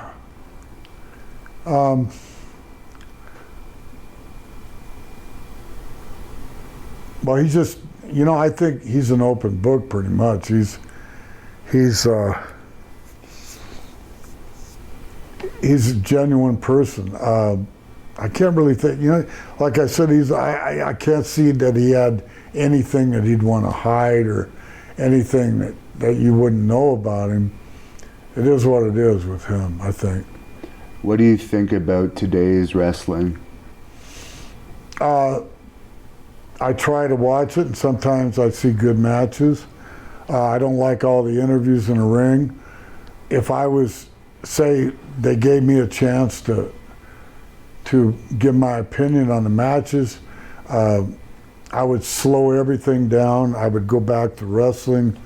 I'd re-educate the people. I think I could show them how to, you need, it's less is more. I think hitting a guy 20 times is way too much. So it all comes down to slowing down, but I do still see good matches, so it's hard to judge. I think there's too much wrestling on television. Yeah. What's your advice on being a heel? You were definitely one of the all-time great heels. Now, my advice, and being an independent guy or whatever, for who's asking these questions, or if you're a WWE star coming up, I was a wrestling heel, so I wasn't a cowardly heel. So a wrestling heel, I would just, the way I would do it and the way I would tell them is just be like, I could tell you how to be like me. Be tough, be aggressive. The only time you start backing up or backing down from somebody is when you're starting to get the crap beat out of you. And then you can show a little cowardice there, but, put the brakes on and then take back over again. But I'm from that era where I kept that baby face down until I was ready. He made a comeback, I'd take him back down again. And never let that baby face control the match. You got to keep control of it. Was Wahoo McDaniel one of your stiffest opponents? Yeah. Yeah, I still got scars all over my chest from him. But I learned how to do, back then I didn't chop him back, but I learned how to do the chops from him, which I ended up adding to my style later on. Any thoughts on Jimmy Snuka, who I know you worked with? Yeah, he's a Talofa brother. He's a great guy, great star. I'm sorry to see him pass away. I really was. You have any stories on Rick Rude, another guy that unfortunately passed away? A lot of people would say Rick Rude was one of the strongest guys ever. And he was. some girl came up and talked to us at a bar one time, and he put his hand like this under her ass and picked her up like that with one hand like that in a bar somewhere. I remember this sticks out. How could you do that, really? I mean, he was an arm wrestling champion, a legitimate one, so. Wow. Yeah. Memories of working Ricky the Dragon Steamboat. Fabulous. This guy learned how to be a main eventer in about 2 or 3 years. He just learned it, and he came into Carolinas in tag teams with Jay Youngblood and the singles, and the matches I had with him was just, they were phenomenal. Any thoughts about King Kong Bundy's death? I was very shocked. I was doing a couple different, Fort Myers, I did a Comic-Con down there he was supposed to be at, and he didn't show up. I did another one in Kentucky not too long ago, and he missed that one. And the promoter said it was because of his feet, he couldn't walk or something. But I did see him in New York not too long after that, and that he missed those shows. And I walked up, how you doing? And he seemed okay there. And then 2 weeks later, he passed on. It really shocked me. Who was your favorite commentator to commentate your matches over the years? I actually liked Vince. I liked Vince and Jesse's combination. I liked Gorilla Monsoon, Bobby Heenan, of course, Mean Gene Okerlund. He did play-by-play. They were my favorites. You couldn't beat those 2 or 4 or 5. What are your thoughts on Vince Russo? I don't know him. Do you still wrestle? You already told me this off camera, but the fans want to know if you still get in there. Yeah, the last match I had was in Colorado Springs. That was last year. And I kind of got away from wrestling, but I still would like to get in there. And if I do, I would like to maybe set up a tour. That'd be my legitimate last matches. It could be 3 or 4 or 5 in a row. I could still go. I still work out. I could still wrestle. Kind of send it off that way. I might do that, yeah. Did your father ever attend any of your WWE matches when he was still alive? No, he didn't, because he was crippled. But I actually did some shows after I left WWE. I went in. Jim Crockett was trying to promote the Sportatorium. He had TV and everything. And so I went in there and worked with the surviving Von Erich, Kevin Von Erich, and a few other guys. So he would come down to the matches and see me. What were your thoughts on the ankle bracelet gimmick they gave you for a while there? That was a great, actually Vince and myself at his office in Connecticut, we came up, Vince says, we need to give you a facelift, we need to, and he was right, by the way, we need to throw some spice, because you've been here a long time, and we came up with the shin guard together, and that was a great deal. Did you ever get into a real legitimate fight with another wrestler?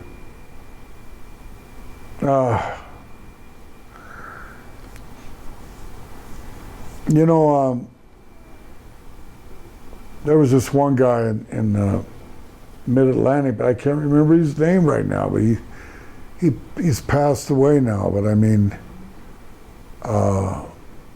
he got mad at me because I was too stiff, and he threw a couple shots at my face, and I got out. Ric Flair was my partner, and I says, Rick, let me have him. I tagged back in, and I went at it with a guy. But he was a pretty tough guy, but I can't remember what his name was. And I finally just front face locked him and choked him out a little bit.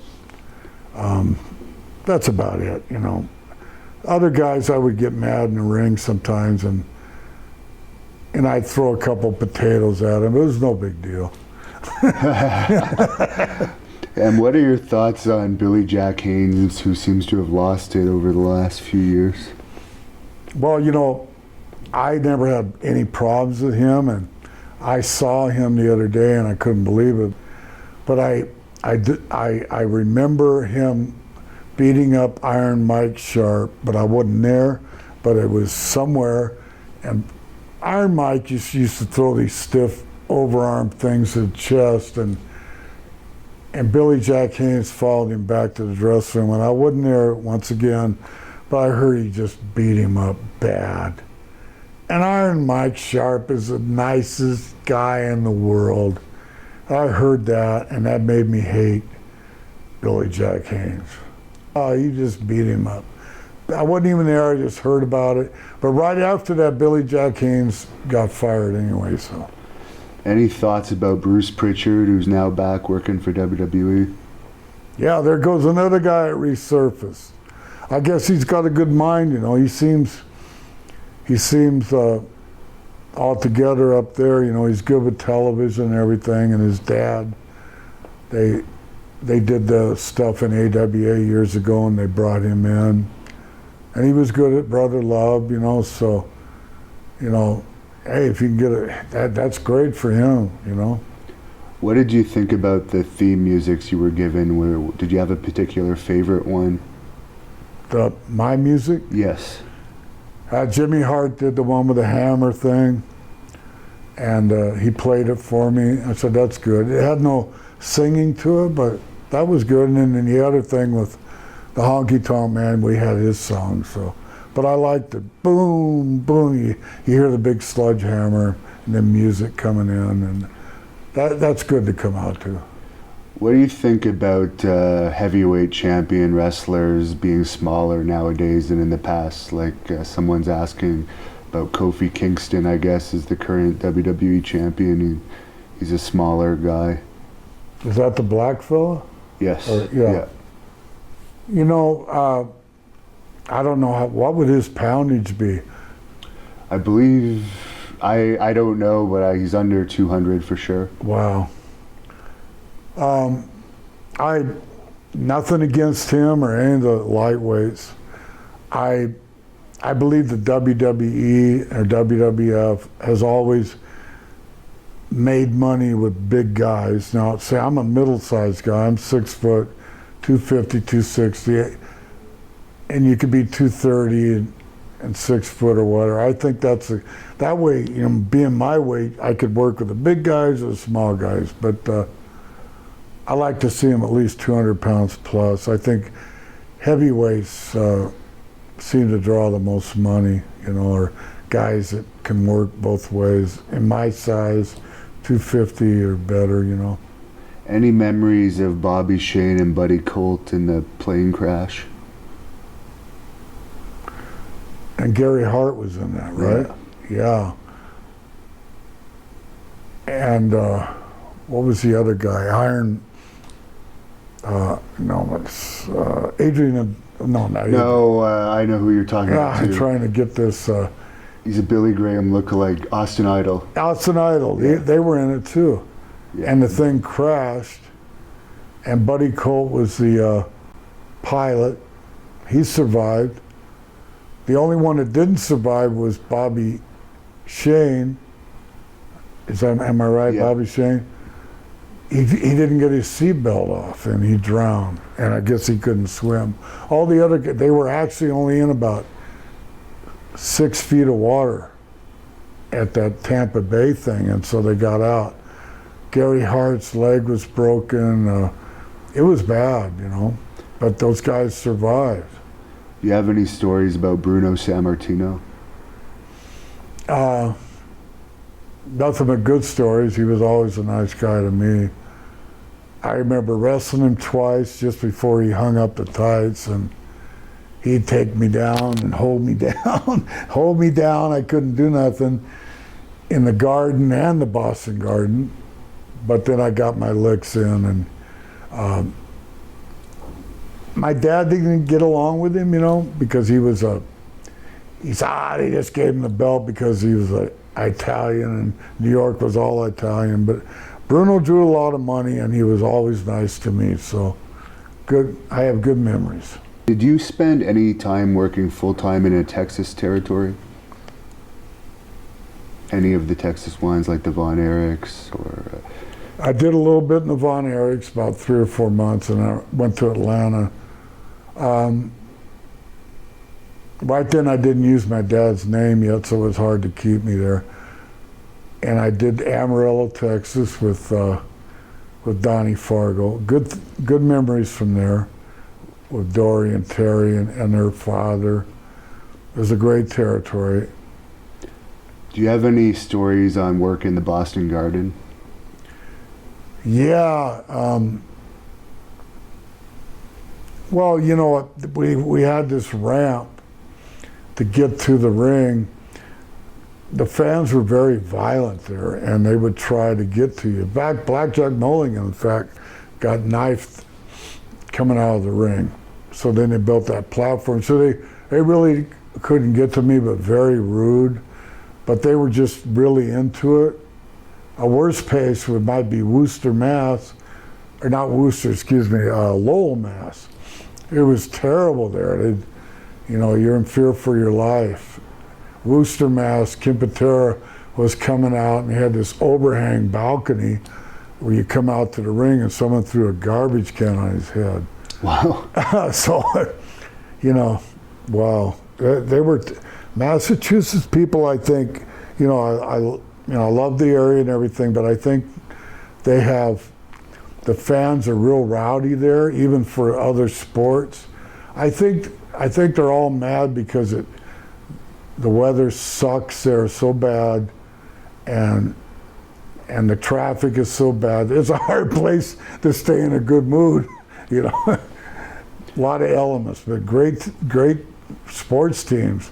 Red Sox and New England Patriots, my God. Do you think you could have had a good feud with Ric Flair over who used the better figure 4?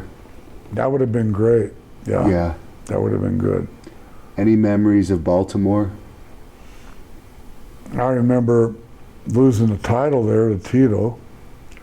Baltimore was a great wrestling town. I loved Baltimore. I liked going out afterwards to Little Italy and all the seafood restaurants. But I remember the cage match that I had with Tito there. It was a great town. Always enjoyed going to Baltimore. Do you follow the current product at all on TV? Just enough. Just enough. I DVR it and I run through it. I think it's good for me to know what's going on. It's still my business. So. Is there any wrestlers today you like watching? Well, I'm a big fan of Randy Orton, John Cena, The Undertaker. I saw The Undertaker the other night. It was great. I'll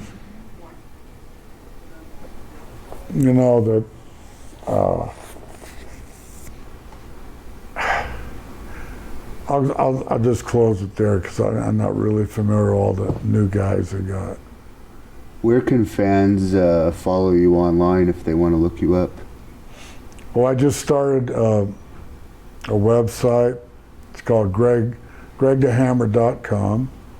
I still got to do some more stuff to update it. And I'm also on Instagram, but I have a guy handling that for me too, so I'm going to be doing some shout outs so you'll know about it. And I'm just barely dabbing into that social media thing. Any memories of your matches with Dory Funk, who's getting an award this year at the Cauliflower Alley? Oh, is he? Yeah, he's here actually today. Yeah. Oh, yeah. He liked to front face lock you and lean on you all the time. That's where I actually learned how to lean on my opponent to tire him out, because that's what he would do. He'd lean on you and wear you down and put that front face lock on, and then he'd give you that European uppercut that he used to do. Yeah, he was a leaner. He'd wear you out. Any stories on Lord Alfred Hayes in recent years? People have come out saying he was a bit of a ladies' man. See, I didn't know that, but he was very articulate. I enjoyed his commentating, and I actually remember him wrestling in Amarillo too. And all the English wrestlers that came over here, they had a certain style, but they liked to work a lot of holds, and they were very believable. And so it was fun to watch him back in the day. What was your biggest accomplishment in wrestling, in your opinion? Going 1 hour with Bob Backlund. That's a good, no, a lot of good things. I'm kind of like Ric Flair, where I heard Ric Flair talk about all the hour-long Broadways he did. So I was a specialty guy with going long matches. Most of my matches were 45 minutes or more. Someone wanted me to go earlier in 30 minutes. It was tough for me because it took me 10 minutes to warm up, but I old school once again, you get tired of hearing that, but I like to make my matches like a story and work that same story throughout so I could paint a picture and produce what I wanted and have that good pop at the end of it and go out with a good feeling in the dressing room. That was my best feeling, other than getting paid good money, was to know that I did a good job out there, and that made me feel good. How did you like having Johnny V as your manager? He was funny. That only happened with tag team, with the Dream Team, and then a little bit with the new Dream Team. He was funny, and I thought it was fine. He's a good guy. God bless him too. How did you like the Grand Wizard? My best buddy of all time, and the very first time I came into New York, and he was more than just a manager. He'd call me at home. He'd tell me to gossip. He watched my back, literally. So, and he'd tell me anything that, if the office would say something good about me, he'd tell me. They never really said anything. I never heard anything bad they would say about me, but it was good. You know, he had your back, and he wasn't just there because they put you, the office put him with me. He really, especially with me, he reached out, and I went down to Fort Lauderdale and visited him, and so, you know, it became a personal thing. What were some of your best lifts in the gym when you were in your prime, because you were a pretty muscular guy at your peak? Wow, I did a 410-pound bench press, and that's about as heavy as I could go.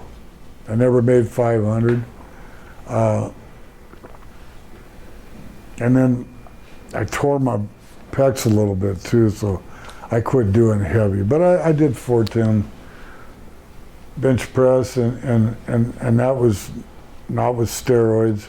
I did a little steroids, but I didn't like them. I didn't like the way they made me feel.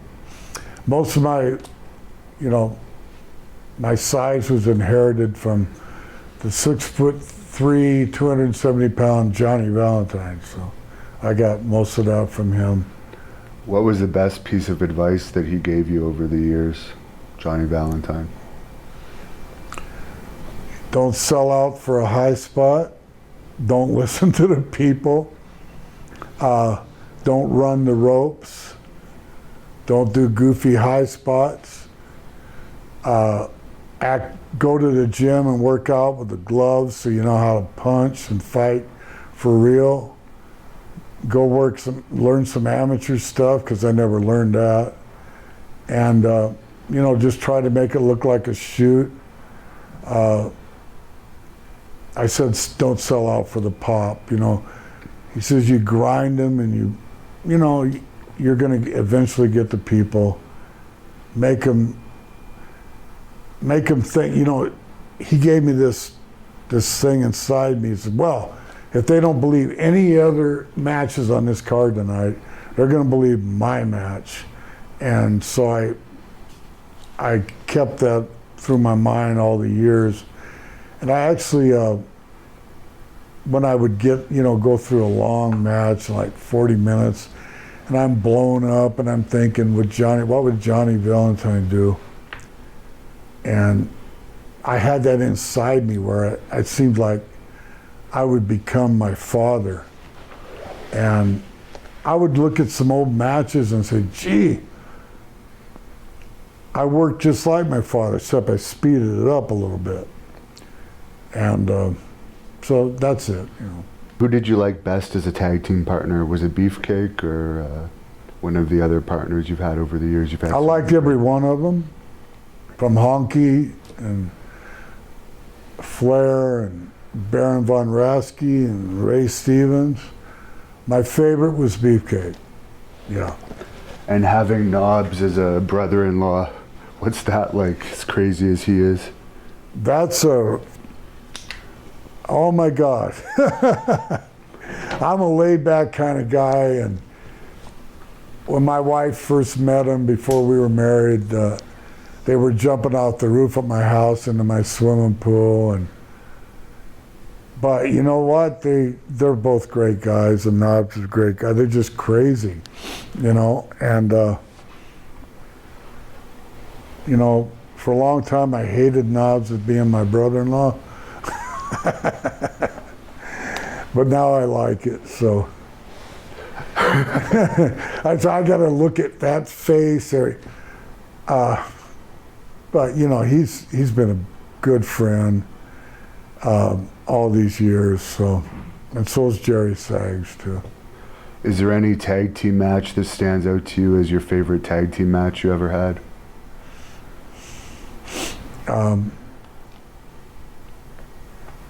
I think we did a couple of them on Saturday night's main events. Beefcake and myself with Johnny B in the corner against the Bulldogs. The one where we slid over, where I beat one of the Bulldogs, that's a favorite one. And then the one we did in Cleveland Saturday night's main event, where it was really our last shot at getting our titles back. But that was one of my favorite matches too. They were, but especially the first one, Saturday night's main event. Do you have any memories of Eddie Graham from your Florida days? Very articulate guy, very smart guy. He was the first one that would kind of pattern our matches out, because we're all still learning how to put in a match together. He would give us spots, we had to remember all these spots, but they would work out to the finish that you were building to. So he would take time to teach us how to tell a story when we got in the ring. He was a very smart guy. He was a very good worker and everything. But he'd piece our matches together, and it wasn't like, he was really showing us how to make a story, and you're working the arm, and the guy, babyface, gets away, you get his arm back. That style of work, keep going back to that same arm hold all the time. And when you're young and green, and you got that to rely on, and go, where do I go from here? You grab the arm again, and you go back to that same thing, or the headlock that you're working. So it really helped. He really helped me out a lot. What did you hear about his death, about the reason why that he ended up putting himself away? Oh, God. No, that really shocked me, but, they try to say that the WWF was coming down there taking over Florida, which they were, but he still had Florida going himself. I heard the combination of things, but I heard it was a land deal gone bad, and I really, it's all speculatory, but I heard it was some kind of deal like that, separate from wrestling, that he took himself out. and I heard this horrible story, and I'll go ahead and share it, that he missed the first time. He just blew one side of his head out. Oh. And so he shot himself twice. Oh, that's horrible. Horrible. The Graham family, you know, one of his grandkids took himself out, and Mike Graham took himself out. So it's terrible, terrible scenarios there. Were you ever friends with Gino Hernandez at all? I didn't know him. Okay. He was in Houston. I didn't know him, but he died from a drug overdose, right? Yeah. Yeah. He was he had it down. I heard he was really over in Texas, and he was drawing money. And he had some kind of relationship with Paul Blosh, maybe? Yeah, there was always talk he may have been a illegitimate son or something. Something like that. Or he was dating his mother or something. There was something there, but yeah, he really had a promising career, and he OD'd. And I know you were pretty close with Jim Neidhart, who wrestled for my company, Great North Wrestling, a lot. Any thoughts on his passing? Any good stories about him to share as we close this off? Well, he was a tremendous guy too, and he'd always go like this with his beard. And my wife Julie and I would have Ellie and him over a lot when we still lived in Florida. And we had some good times with him socially. I was really shocked that he passed away. I think he had a problem with pills, like a lot of guys have with pain pills, and the way he died, I guess it was a brain aneurysm or something. He just took a bump, and a lot of good stories. Of course I'm close to the family where I broke in with Brett, and a lot of tragedies with that family, and Owen Hart, and so Jim. Really shocked me to hear Jim pass away like that. What did you think about the whole thing that happened at the induction with the fan running in and taking Brett down? I heard about it, and I thought right away that it was set up, or that WWE set it up or something. Then I watched it, but I heard the reports that it wasn't. This guy was just a goof. But the way he came in and kind of gave him a schoolboy, you know, I'm glad that Brett didn't get hurt or anything by going, but I guess the guys put the boots to him, and that made me happy, you know. What a goofball. And is there anything you want to say to the fans or anyone that's watched this to close this off today? You've done great stories. Yeah, I'm being completely honest about my career, and I enjoyed all the years, and I'm still feel a big part of of the wrestling universe, because I've never had to get a job yet. How about that? A real job. But this is my job now. I'm a spokesman for me, Greg the Hammer Valentine, but I'm a spokesman for wrestling in general, and WWE and the WWE universe, and I enjoy meeting you guys that were my fans, and you brought your kids up showing matches of me on Google or the WWE Network, and I appreciate it. I appreciate everybody saying that the 80s were the best, because they were, but you know, we didn't have much. Well, we had to follow the 60s and 70s, but we blossomed this. You had WrestleMania 35, it's because we had WrestleMania 1. And I'm just glad to be here. God bless.